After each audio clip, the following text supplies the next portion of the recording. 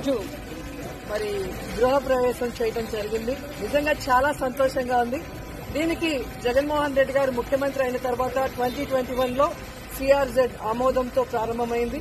And ఈరోజు అన్ని permissions తో ఈరోజు కట్టబడిన 7 బిల్డింగ్లు అన్ని వసతులతో కూడా పూర్తి చేయబడింది.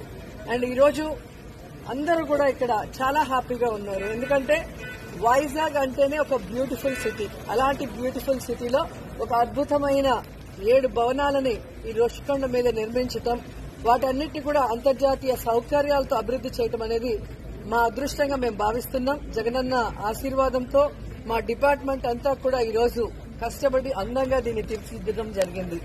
సో ఇక్కడికి యాక్చువల్ గా హరిత రిసార్ట్ పాతబడిపోయింది కాబట్టి దాన్ని పునర్నిర్మాణించాలనే ఆలోచన మేము తీసుకొచ్చినప్పుడు సో ఇది భవిష్యత్తులో బెస్ట్ సిటీగా కాబోతుంది కాబట్టి దానికి సరిపోయే విధంగా అంతర్జాతీయ స్థాయిలో దీన్ని డెవలప్ చేయాలి అని చెప్పి సీఎం గారు చెప్పడం, దానికి అనుగుణంగా డిజైన్స్ గానీ వర్క్ గానీ మీరు చూస్తే మీకే అర్థమవుతుంది.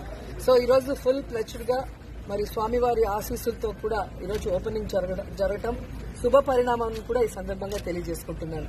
అండ్ ఈ మధ్య కాలంలోనే మరి కేబినెట్ నుంచి 3-man కమిటీని ఏర్పాటు చేయడం జరిగింది. ఆ 3-man కమిటీ ప్రభుత్వం ఇక్కడి నుంచి సీఎం క్యాంప్ కార్యాలయంగా ఉంటే బాగుంటుంది అని ఒక నిర్ణయం తీసుకోవడం జరిగింది. సో ఆ నిర్ణయాన్ని ఇప్పుడు జగన్మోహన్ రెడ్డి గారు ఆమోదిస్తే ఇక్కడి నుంచి ఈ కార్యాలయంలో వర్క్ స్టార్ట్ అవుతుంది.